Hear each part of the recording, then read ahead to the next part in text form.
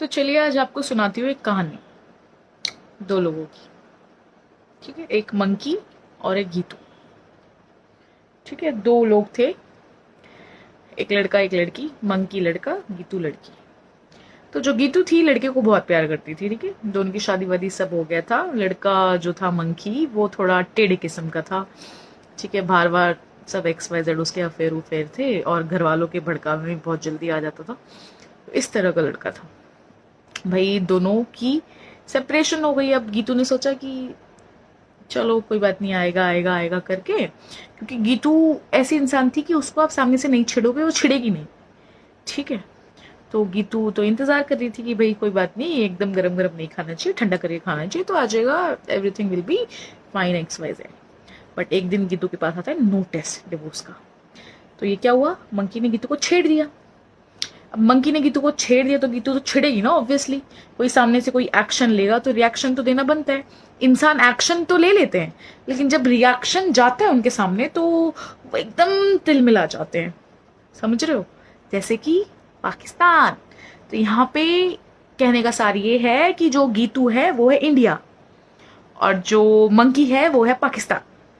तो इंडिया को जब तक नहीं छेड़ोगे वो छिड़ेगा नहीं, है ना। जैसे गीतू को जब तक नहीं छेड़ोगे वो छिड़ेगी नहीं।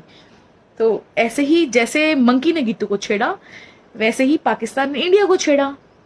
अब इंडिया को छेड़ा तो इंडिया रिएक्ट तो करेगा ही। अब आज मतलब कल रात को इंडिया ने रिएक्ट करा, जैसे गीतू ने रिएक्ट करा। जब गीतू ने रिएक्ट करा तो मंकी को लग गई आग। फिर मंकी ने कुछ कुछ कुछ कुछ करा। अब गीतू और मंकी एक दूसरे को छेड़ते रहते छेड़ते रहते छेड़ते रहते हैं। चल रहा है प्रोसेस। तो सेम उन पाकिस्तान वालों ने भी सेम करा। थमना होता है ना, आप एक्शन करो और सामने वाला रिएक्शन ना दे। इतना इतना बेवकूफ कोई नहीं होता। ठीक है, चाहे वो मंकी हो, चाहे ये बात मंकी के लिए हो, चाहे ये बात पाकिस्तान के लिए हो। तो भाई इंडिया को छेड़ोगे तो पाकिस्तान तुम्हें थप्पड़ लगेंगे, सेम गीतू को छेड़ोगे तो मंकी को भी थप्पड़ लगेंगे। तो भाई ये मत, ऐसा मत करो जैसे मंकी और गीतू का सीन चल रहा है कि अब वो ऐसे ऐसे रेसिप्रोकेट चीजें होती रहती हैं। तो मंकी ने गीतू को छेड़ा, गीतू छिड़ गई, फिर मंकी कुछ कर रहा है, फिर गीतू कुछ कर रही है, ये चलता रहेगा। लेकिन भाई इंडिया पाकिस्तान वालों, तुम ऐसा ना करो।